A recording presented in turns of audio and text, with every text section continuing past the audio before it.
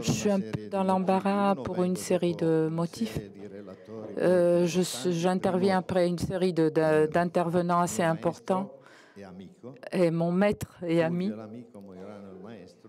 Fulvio è un ami, Moirano ormai. Parce que je fais le directeur général, mais je suis un clinicien.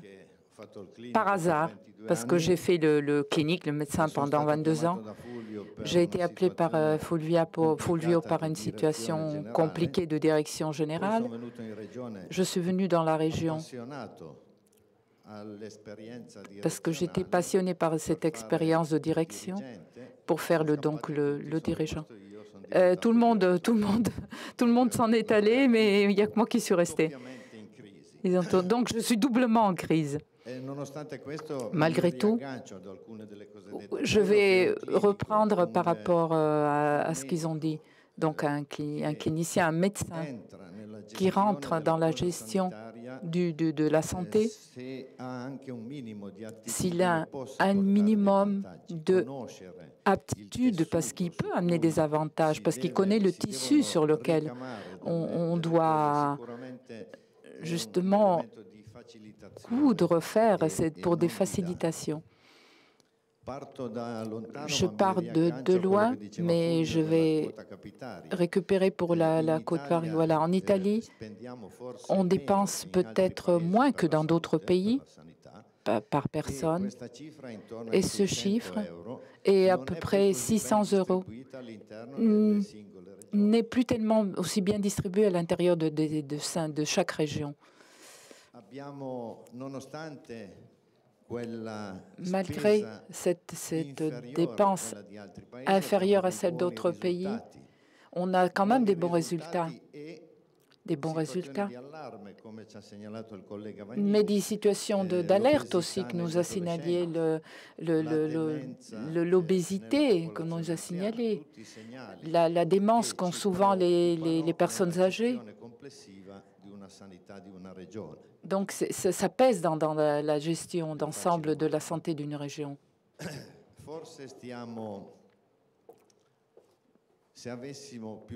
Si on avait peut-être plus de ressources, on pourrait faire mieux.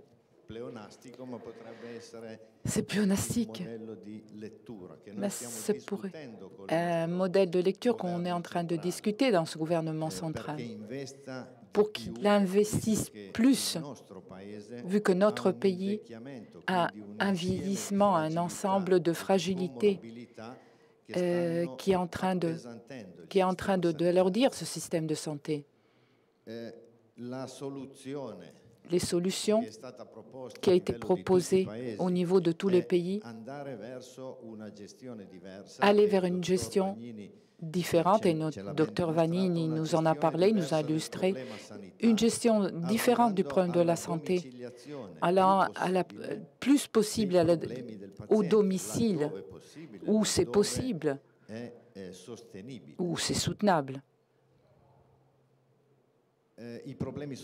Les problèmes sont nombreux. Le vieillissement progressif, le coût qui est en train d'augmenter, des innovations, en particulier celles au niveau des médicaments, des dispositifs médicaux. Oui, si les complexités, les problématiques augmentent, le citoyen se présente de plus en plus souvent auprès des services avec des besoins qui ne sont pas toujours appropriés, adéquats, mais parfois par manque d'autres typologies d'assistance. Voir le problème social. Ces choses-là compliquent donc la situation.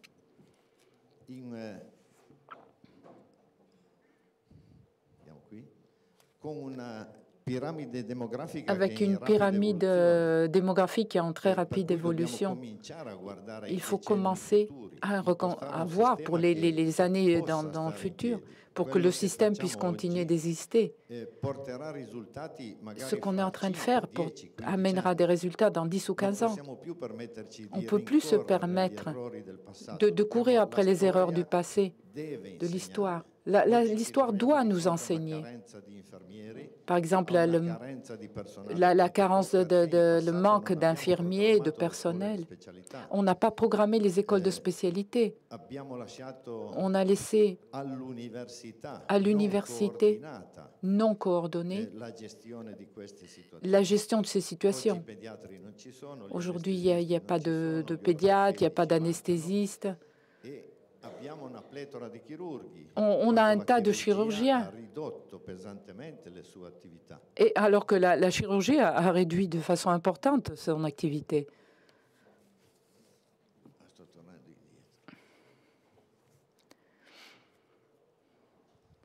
Fulvio vous a parlé du réseau hospitalier selon le décret 70.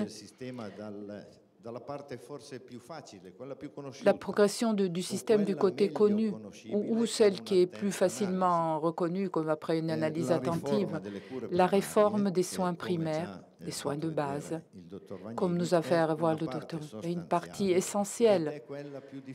Et c'est la plus difficile, plus compliquée. L'intégration entre l'hôpital et le territoire est une stratégie que la région Piémont a mise en avant ces dernières années. Voilà, l'arrivée de Fulvio dans le Piémont était comme celle de Napoléon. Il a créé des modalités justement entre de liaison. Puis après, il a fait d'autres conquêtes et puis après, il s'en est allé, il nous a laissés là. Non, mais c'est une plaisanterie. Napoléon qui passe dans la santé, qui crée aussi des choses.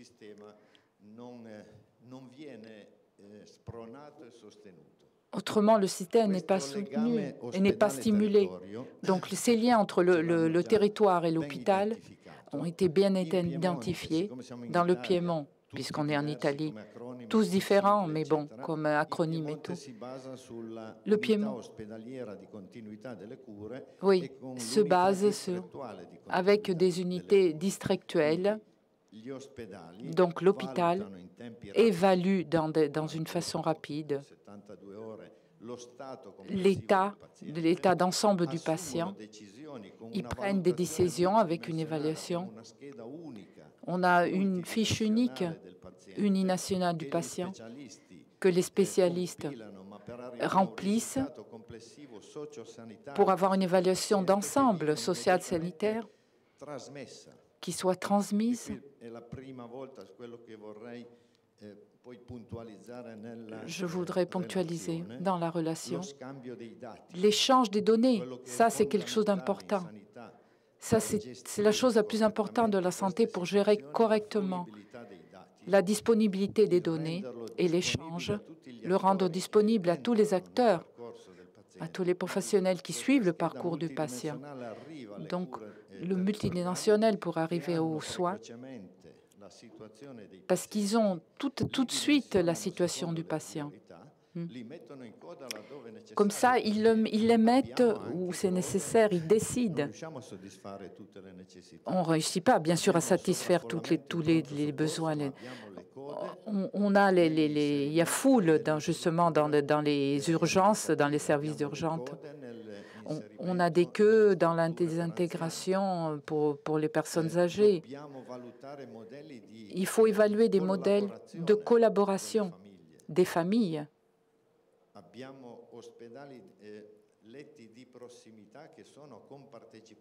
On a des lits de proximité qu'on appelle à comparticipation, des places justement, des lits dédiés avec une comparticipation, avec une participation 50% de la part du citoyen et 50% des services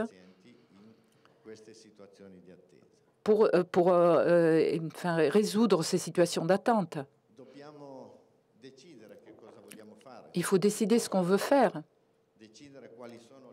décider quels sont les objectifs.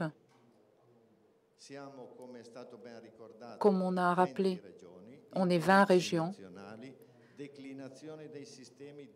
avec des systèmes qui sont articulés de façon différente. Dans la région Piémont, chacune de ces entreprises hospitalières qui a une personnalité juridique, comme toutes les entreprises. Parce que si la région n'est pas capable de donner l'orientation, d'adresser les patients, parce que si la région n'est pas capable de le faire, chacun fait un parcours différent. Et le patient ne sait pas où se placer dans le système, il ne s'y retrouve plus. Par exemple, entre deux pays de la région qui sont proches, mais ils ont une assistance qui est donnée de façon différente. Et le patient s'y trouve plus. Donc, il faut une rigueur dans la gestion pour gérer les situations.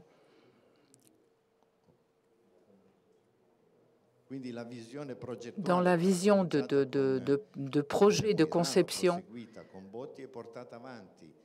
voilà qu'on a continué de porter de l'avant la direction en partageant les parcours avec les directeurs de cette... Il n'y a que le partage qui permet de comprendre, de modifier ce que les personnes estiment,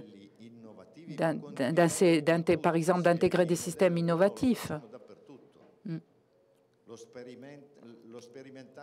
L'expérimenter, par exemple.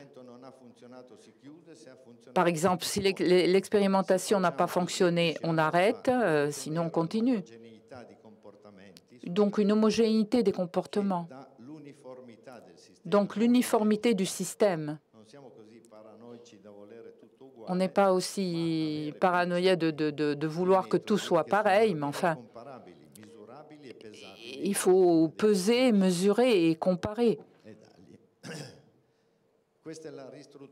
Ça, c'est la restructuration des modèles, toujours à la suite de ce fameux décret 70. Alors, les hôpitaux qui sont le siège des urgences, différents des autres, selon les cas. Voilà, il y a certains cas qui sont confiés au système des urgences territoriales, les systèmes de secours. Gère aussi ces points d'intervention dans des aires qui sont plus difficiles et qui sont plus loin, plus distants des vrais hôpitaux, enfin des grands hôpitaux. À la base, il y a une fiche avec des données pour éviter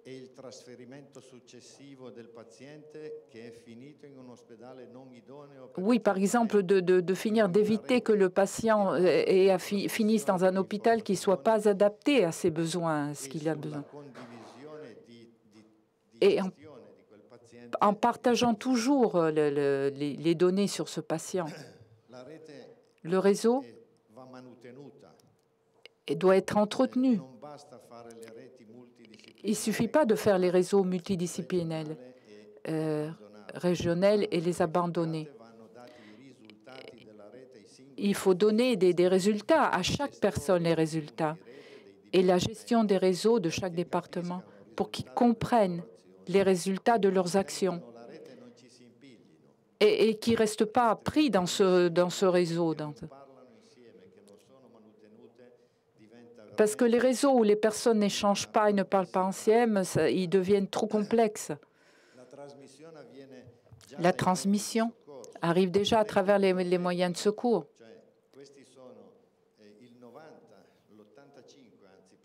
85% des situations sur notre territoire. Il faut les affiner, les améliorer pour porter ce système à 100%, alors qu'il y a 85%. La transmission des données du patient, l'électrocardiogramme ou les examens qu'on a fait, jusqu'aux urgences et jusque dans les unités coronaires, les autres. Donc, on arrive même à passer outre les urgences. Il va directement dans une salle d'hémodynamique où il y a des critères différents qui l'amènent directement où il doit aller. Il a fallu 10 ans pour construire un système de ce genre, pour arriver à 85% de son efficacité. On s'est basé beaucoup sur la technologie et on se basera de plus en plus. On avait des bonnes structures, des systèmes d'urgence, du 118, le SAMU en France, qui s'est réduit progressivement parce qu'il était diffus, parcellisé. On l'a transformé en quatre zones homogènes en centralisant toutes les fonctions sur 4 points du Piémont. Ces 4 points du Piémont ont afflué dans 2 centrales de 1, niveau 1, 2, en se servant des mêmes technologies, en transférant les mêmes données, les informations à la police, aux autres, tous ceux qui suivent les urgences. 2019, c'est là de ce numéro. Et c'est le numéro qui servira pour les soins qui ne sont pas urgents. Comment le patient aura accès, le citoyen? Savoir s'il a nécessité de soins primaires, qu'il puisse avoir connaissance. À travers ce numéro, il y aura 4 centrales opérationnelles qui fourniront tous les renseignements, la carte des services aux patients. Ça, c'est très important. Parce là aussi, il y a des résistances sur ces systèmes, parce que ces systèmes généralisés, homogènes et centralisés, et ça met à nu les différences qu'il y a. Tu ne peux plus te cacher. Oui, dans ton côté, en disant « Ah oui, mais moi, je suis bien, moi, je fais tout moi-même. » Non, les données, c'est clair, les demandes s'y sont. Si le service ne peut pas faire affronter les demandes, ces problèmes émergent.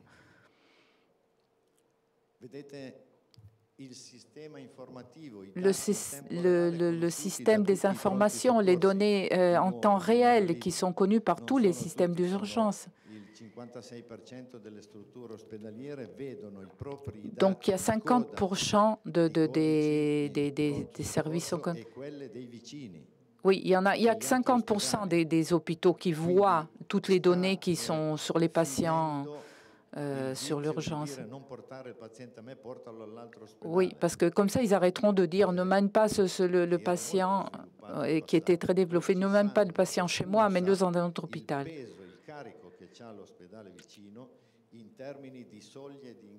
Oui, par exemple, on peut connaître le poids d'attente qu'a de responsabilité, de type de parcours qu'affronte chaque hôpital.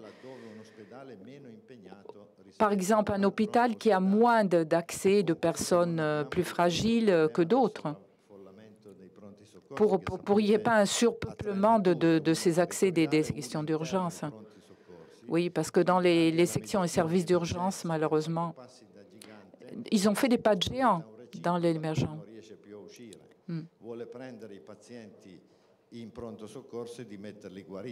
Oui, parce que la tâche n'est pas celle.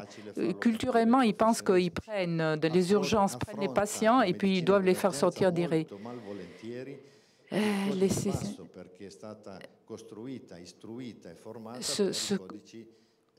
Disons que les urgences affrontent très mal les codes les plus faibles, les plus de base par rapport à les autres, parce qu'ils ont été faits programmés pour ça, pour les urgences vraies, pour les plus urgents.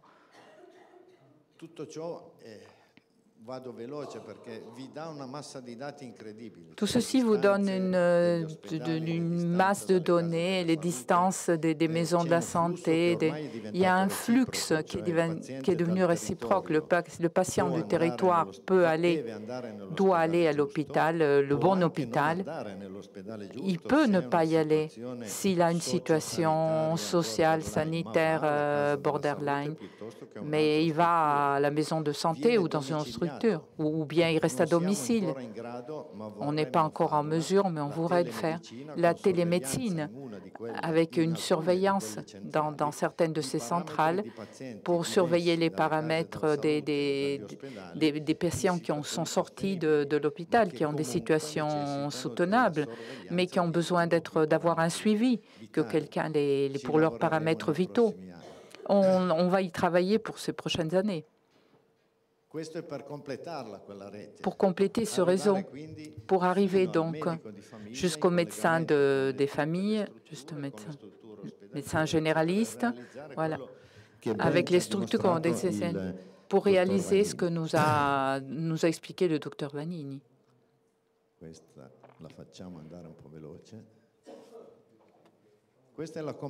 Ça, c'est la complexité du territoire.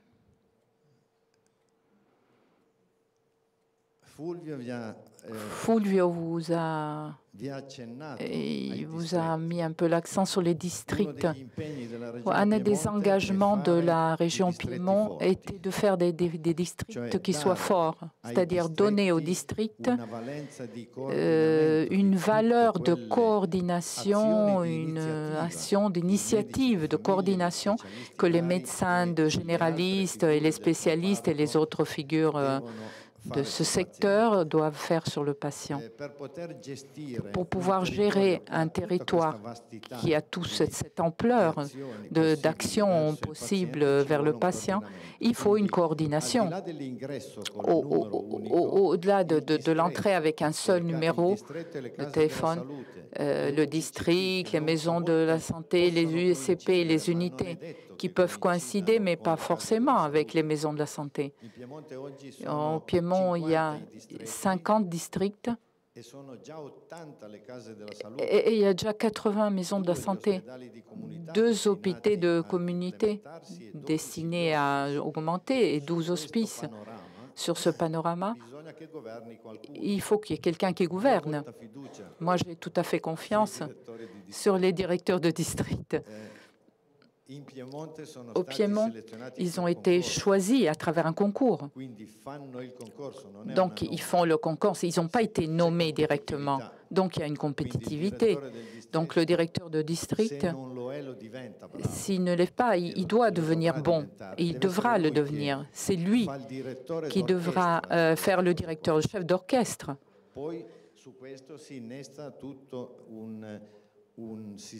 Et derrière, il y aura tout un système différent où il faudra mettre en valeur les professions des infirmiers. En Italie, on est un peu resté en arrière par rapport à ça, parce que maintenant cette profession a rejoint des niveaux très élevés. Donc, dans le domaine de l'assistance, il est en mesure de faire beaucoup et de faire même mieux que de la partie médicale, pour la différence de leur engagement.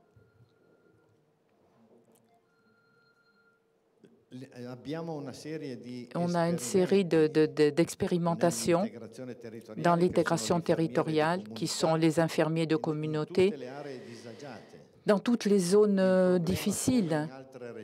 Le problème, c'est comment dans d'autres pays, même dans d'autres provinces d'Europe, celui d'avoir des zones territoriales à haute densité élevée et des parties de territoire avec très peu de population, et avec des coûts très élevés qu'il faut soutenir. Mais il faut inventer quelque chose. On ne peut pas lui faire 100 km tous les jours à ce patient. Donc, il faut qu'il ait envie d'être sur place. Donc, des professionnels qui se consacrent à donner dans les zones à des densités plus élevées pour faire merveilleux travail. Oui, donc bien connaître le territoire, avoir une perception où sont en train de naître, de changer les besoins, de naître ou de changer les besoins. de leur propre région. Sans oublier, bien sûr, la qualité. Donc, mesurer ce que l'on fait, essayer de faire cet échange de données, mais de façon de connaissance, fournir à tous les professionnels ce qu'on est en train d'essayer de faire, les rapports sur la qualité de ce qu'ils sont en train de faire, le retour. On a des objectifs de direction générale jusqu'aux professionnels qui sont assez ciblés.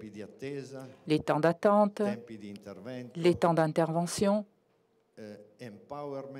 les empowerment, toute une série de petits objectifs, bien sûr, qui doivent arriver à la partie économique, pour justement surveiller de la qualité de ce qu'on fait, contrôler. Et nous sommes en train d'investir dans ces structures avec des difficultés parce que les ressources sont toujours prises de cette quote-part économique assez pauvre qu'on a. Mais le Piémont, aujourd'hui, a 5 hôpitaux. Sur la quarantaine d'hôpitaux actifs, 5 sont neufs.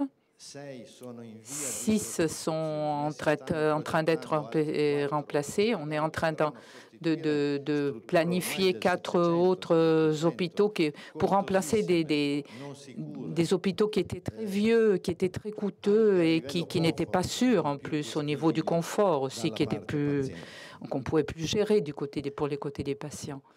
Et comme je vous disais tout à l'heure, des actions d'empowerment pour rendre de plus en plus humain ce qu'on est en train de faire en impliquant d'autres structures. Merci, Zlatan. En orange, c'est les résultats de ces dernières années, de la dernière année et demie. Donc, sur la ligne Italie, on a encore à faire, mais on est quelque chose est en train de bouger dans ce domaine. La tâche de la direction de la santé est celui de ne pas aller comme ça n'importe où, mais de créer des règles partagées avec les professionnels, mais qui soient correspondantes à des besoins et pas des choses de fantaisie. Merci.